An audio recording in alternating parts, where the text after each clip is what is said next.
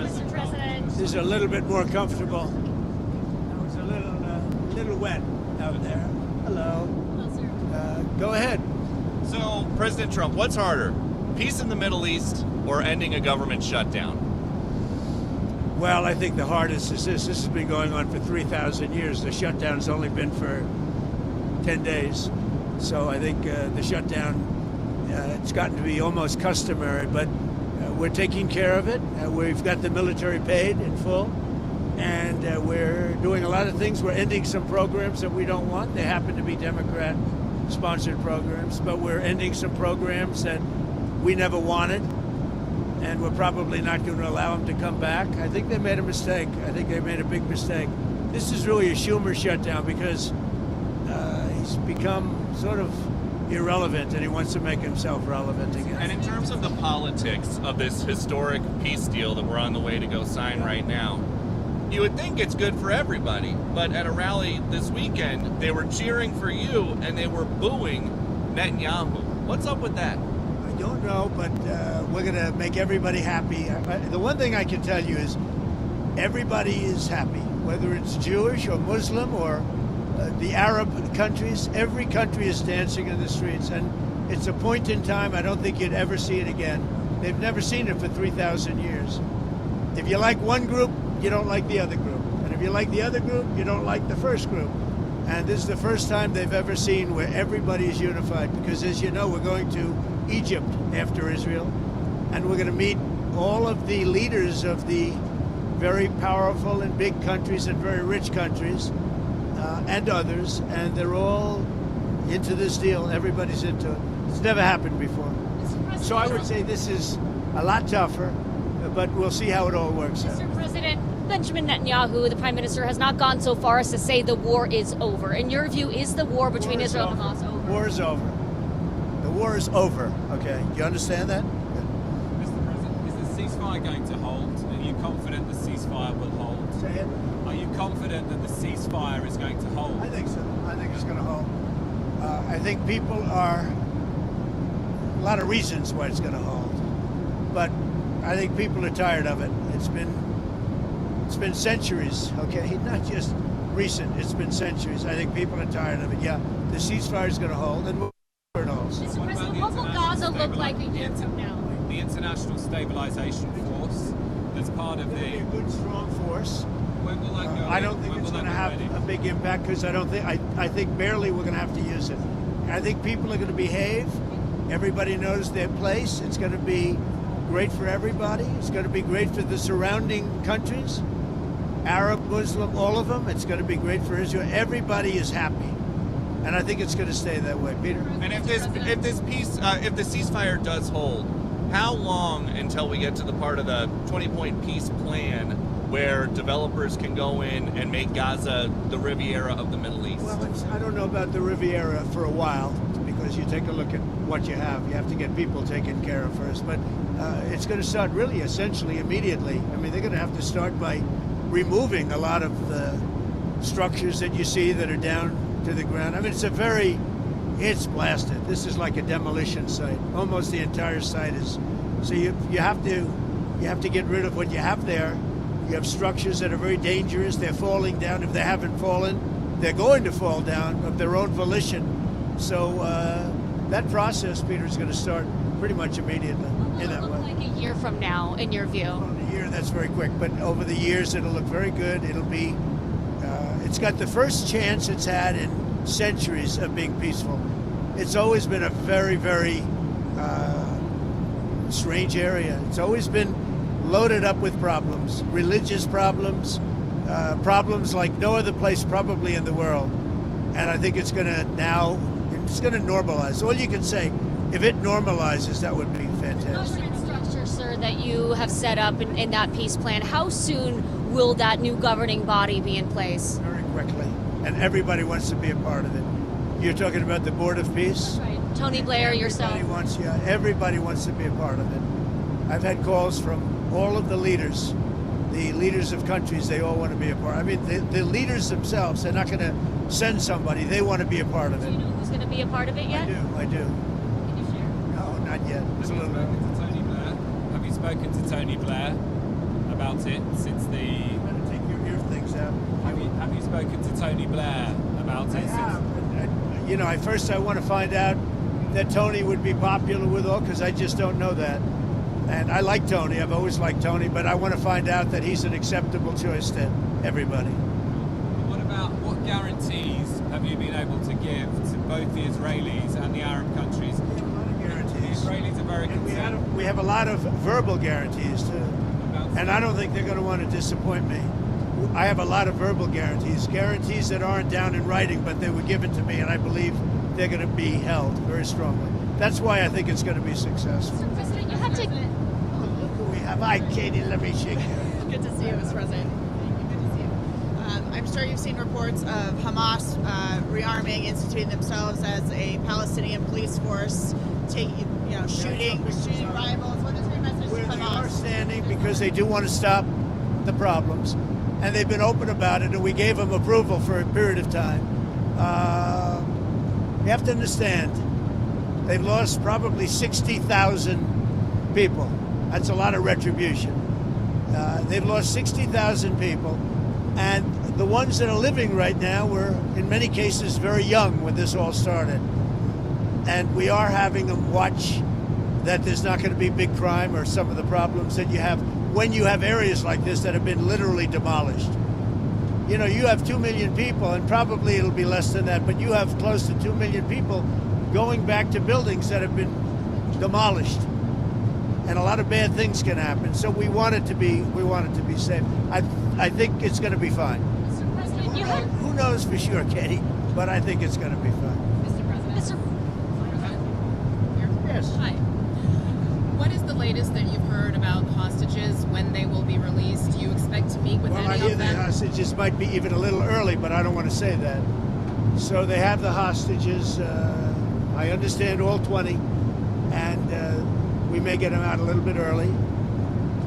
Getting them was amazing, actually, because we were involved, and they were in places that you don't want to know about. Deep. Some of the top Biden administration folks who were there, like Antony Blinken, seem to want some credit for the peace deal. Blinken says it's good that President Trump adopted and built on the plan that the Biden administration developed. What do you think about that? Everybody knows it's a joke. Look, they did such a bad job. This should have never happened. This wouldn't have even happened. That was weak leadership, terrible. And the same thing with Russia, Ukraine. If just a decent president, not a great president like me, not a great president. If a decent president was in, you wouldn't have had the Russia-Ukraine. And this is, I would say, even more so. This was bad policy by Biden and by Obama. Remember when Bibi came and he begged that you not do what they were doing with Iran? You remember that, right? Begged them. And they wouldn't even listen to him. Everything they did was the opposite what you should have done. And it's nice that they try and take a little credit. That was years ago, and the mistakes were made years ago, and it was both by Biden and Obama. And so what did you do so differently? Because I know a lot of it was behind the scenes. So what did you do so much differently than Joe Biden to end the war? I resonated with the Arab leaders, the Muslim leaders, and the Jewish leaders. For whatever reason, you tell me why. You know, he said that in my first news conference, I answered more questions of him than Biden did in 4 years. And I think that's pretty close to being true. No, there were no Pinocchios in the fact check. None. That's right. That's right. President, your relationship with Prime Minister Netanyahu has been through some ups and downs. You had to get a little tough on him. Where is that relationship now, and can you tell us about it? It's very good. He just put me up for the Nobel Prize. So, you know, I don't know what it means with the Nobel Prize, but he put me up yesterday for the Nobel Prize that I should get it. So, I mean, I think it's very good. Has he made commitments to you personally about moving forward to the next phase of peace? Look, let me tell you, he's a wartime president. He did a very good job. I had some disputes with him, and they were quickly settled. I can tell you that. But as far as I'm concerned, I think he's done a great job. I think he was the right person at this time. You know, look, it's been It's been this way for centuries. You know, we're not talking about for 10 years, for 5. It's been this way for centuries. And he did a great job. And working with me, he was fantastic. Now, working with Biden, no good. They didn't get along, and they had the opposite, because Biden and Obama backed Iran. And just so when you talk about a thing like that, if you think they were backing Iran, when you back Iran, this wouldn't have worked. And had we not taken out the Iran nuclear facility and we made the same deal, it would have a really dark cloud over it, and you wouldn't have people dancing in the streets, Katie. You would have people saying, oh, my, you know, you're making a deal, but we have a guy over there with nuclear weapons all over the place. He's going to knock the hell out of us.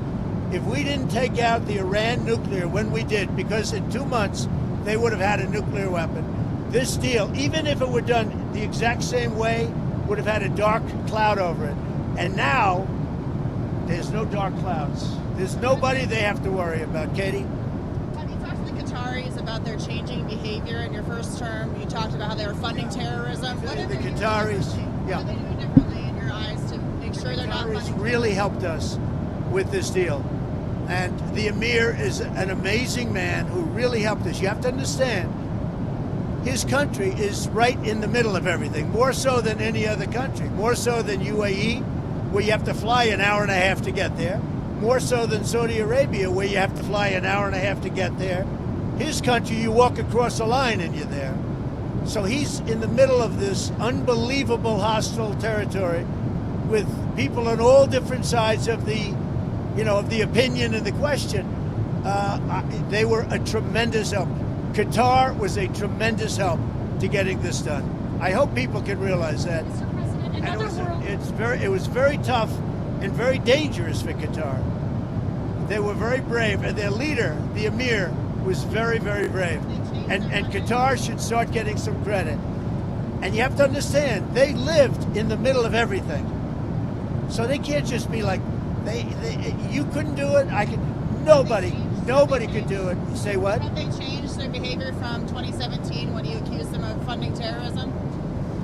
I don't know. In 2017, I didn't really know them very well.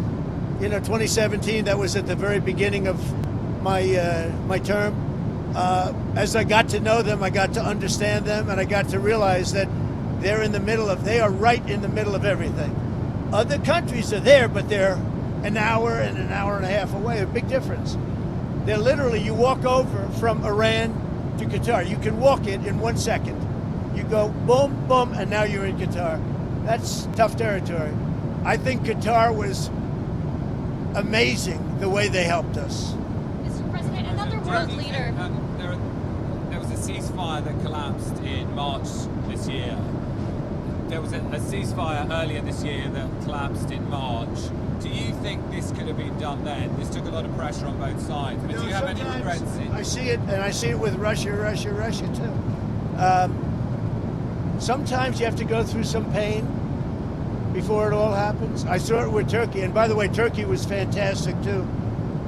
President Erdogan was fantastic. He really helped a lot because he's very respected. He's got a very powerful nation. He's got a very, very powerful military, and he helped a lot, President Erdogan. UAE was great. We mentioned Qatar, Saudi Arabia, the king, they were great. Indonesia was great. We had tremendous help. Jordan, the king, they were great. This is an amazing thing. Countries that, very diverse countries, some got along, some didn't, but for the most part, nobody got along with anybody, and they all came together, and they're all dancing in the streets, just like Israel. It's a unique point in time. You were talking about the ceasefire. That wouldn't have had that held. That wouldn't have happened back then. Both of your elections, the biggest issues were the economy and immigration. Now you're getting credit from Democrats and Republicans for this Middle East peace deal. Where does it fit? Where do you think it fits into your legacy? Well, look, this will be my 8th war that I've solved. And I hear there's a war now going between Pakistan and Afghanistan. I said, I'll have to wait till I get back. I'm doing another one because I'm good at solving wars. I'm good at making peace. And it's an honor to do it. I saved millions of lives. Millions of lives. Now, in all fairness to the Nobel Committee, It was for 2024, and this was picked for 2024. But there are those that say you could make an exception because a lot of things happened during 25 that are done and complete and great. But I did this not for Nobel. I did this for saving lives. I mean, we've saved millions of lives. Think about India, Pakistan. Think about some of the wars that were going on for years. We had one going for 31, one going for 32, one going for 37 years, with millions of people being killed in every country. And I got every one of those done, for the most part, within a day. It's pretty good. One of the world leaders, sir, that you've What do you think you can take from these negotiations and this peace process into Moscow and try to end the Russia-Ukraine Well, I think what you can take is that never give up. Just never give up. You know, last week they killed over 7,000 soldiers, mostly soldiers, and a little bit more, frankly, Russian soldiers than Ukraine soldiers last week. But think of it, every week they're losing from 5,000 to 7,000 soldiers. It's ridiculous. And I thought that would be one of my easier ones. I mean, when you settle something that's been going on for 31 and 32 years, that's, in theory, a lot harder than setting, something that's been going on for 3 years. But this is a war going on for 3 years, should have never started. Frankly, I give Ukraine credit for doing so well. I mean, they're good fighters. They're very good fighters. I really think that President Putin would look great if he got this settled. And I think he's going to settle it, but we're going to see. And if he doesn't, it's not going to be good for him. It's not going to be Xi good. of China, you've been truthing about another world leader. You said not to worry about China, but he's been putting out some tough statements in regards to your tariffs, sir. Are you planning to speak with him? When's the last time you spoke? We're putting out tough statements because we are taking in hundreds of billions of dollars, not only from China, from other countries. We've become a wealthy country again, and the tariffs have given us diplomatic strength. They've given us negotiating strength. I settled a few of the wars just based on tariffs. I said, as an example, with India and with Pakistan, I said, if you guys want to fight a war and you have nuclear weapons, I'm going to put big tariffs on you both, like 100%, 150, and 200%. No, don't do that. I said, I'm putting tariffs. I had that thing settled in 24 hours. If I didn't have tariffs, you could have never settled that war. You do that better than anybody, McGee. First more tariffs on China. Are you considering walking that back? Who are you with? Politico, Dasha Burns, sir. Dasha, Politico. Politico's gone bad. They've been so wrong about everything. Politico has been so wrong about everything. Let's get somebody else to ask some questions. You mind? Is that all right? Because Politico is fake news. Do you plan on meeting with Xi now when you go to Asia in a couple of weeks? Well, you saw the statement I put out that he had a bad day. And I think we're going to be fine with China. Look, I have a great relationship with President Xi. He's a very tough man. He's a very smart man. He's a great leader for their country. He's a great leader. And I have a great relationship with him. I think we'll get it set. I know what happened. I really understand what happened. And I'm not even saying he's wrong. But then we met him with something much tougher than what he did to us. Again, because of the tariffs, it's much tougher. Would you ever visit Gaza? What? Would you ever visit Gaza? I would. Yeah, I would. I'd be proud to. I see it. I mean, I know it so well without visiting, but I do see it. Yeah, I would actually. I'd like to do it. I'd like to put my feet on it at least. But I think it's going to be a great miracle over the coming decades. And if you go too fast, that's not going to be good. You have to go at the right speed. You can't go too fast. Mr. President, Who are you with? I'm BBC, Tom Bateman, BBC, with the radio pool. Nice accent. Thank you. When Steve Witkoff was in Hostages Square last night, he mentioned Prime Minister Netanyahu and the crowd booed. I wondered if you saw that, I did. what you made of that. I also saw the crowd cheer when he mentioned Trump, like really cheer, and it's an honor. No, as I said, I think Bibi did a great job. I had some words with him a couple of times where I didn't agree, and he was always, he was the right guy at the right time. But are you confident, because many Palestinians will be concerned that after the hostages are handed over, that Israel might restart the war for some reason? I'm not worried about anything. I think we have a great deal. and it's a great deal for everybody. You know, a great deal is a deal where everybody's happy. And every country, they're dancing in the streets. That's a great deal. It's a unique period in time. So President, November 1st, 100% tariffs on China is what you said. Is that still the plan?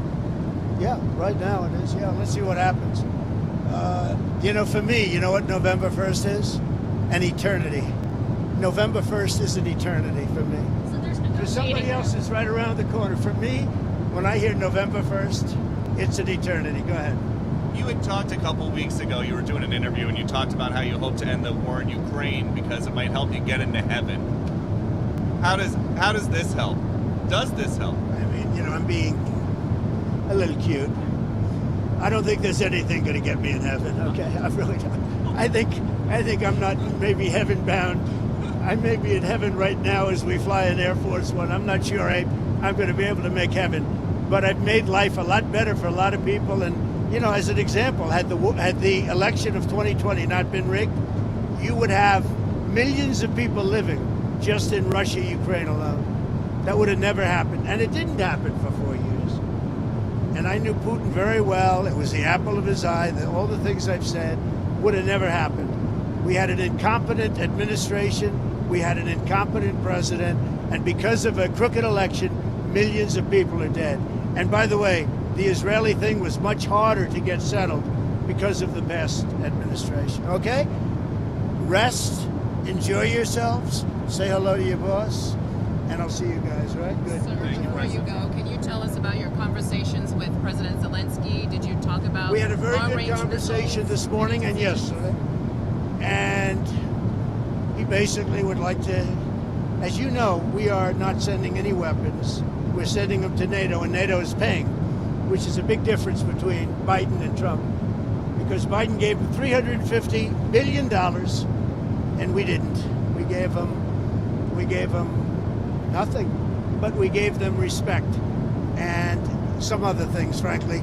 So we talked about weapons, and the weapons are sent to NATO, and NATO then sends us a check. They pay for them in full, and they would need more weapons, and we're looking into doing that. We hope we're going to be able to provide them. You know, our country needs weapons too. We can't give so many weapons that we don't have weapons. You never know what's going to happen. Who knows what's going to happen? But NATO pays us 100% for the weapons, and then they send them into Ukraine. And we talked about the weapons they need, what kind of weapons. They need Patriots very badly. They'd like to have Tomahawks. That's a step up. They'd like to have Tomahawks. We talked about that. And so we'll see. Well, I don't know. I might have to speak to Russia, to be honest with you, about Tomahawks. Do they want to have Tomahawks going in their direction? I don't think so. I think I might speak to Russia about that, in all fairness. I told that to President Zelensky, because Tomahawks are a new step of aggression. Right? You understand that very well. Are you Okay? saying that you will speak to Putin first about And I Tomahawks? might talk to him. I might say, look, if this war's not going to get settled, I'm going to send them Tomahawks. I may say that. The Tomahawk is an incredible weapon, very offensive weapon. And honestly, Russia does not need that. They don't need that. Yeah, I might tell them that if the war is not settled, that we may very well do it. We may not, but we may do it. I think it's appropriate to bring up. Yeah, I want to see the war settled. Thank you very much. Tell them to be honest and not honest. Hey, sir, talk to Caroline. She'll vouch for him. Okay. Thank you. Thanks, President. Thank you. My Have a first good time day. on the Thank plane. you. Oh, really? Oh, yeah. What do you? He flies private. Yeah. He's doing pretty well, huh? So who's going to be the head anchor at CBS? Not Nora O'Donnell. I don't believe it. I don't believe it. You know, there's a story that they're going to. I don't believe it. What do you think of Well, Mary I'll tell you what. Weiss? Larry Ellison is great, and his son David is great. They're friends of mine. They're big supporters of mine, and they'll do the right thing. They're going to make CBS. Hopefully, they called it the Tiffany Network, and it's got great potential. CBS has great potential. Thank you all. Thank you. Thanks, President. Thank you, sir.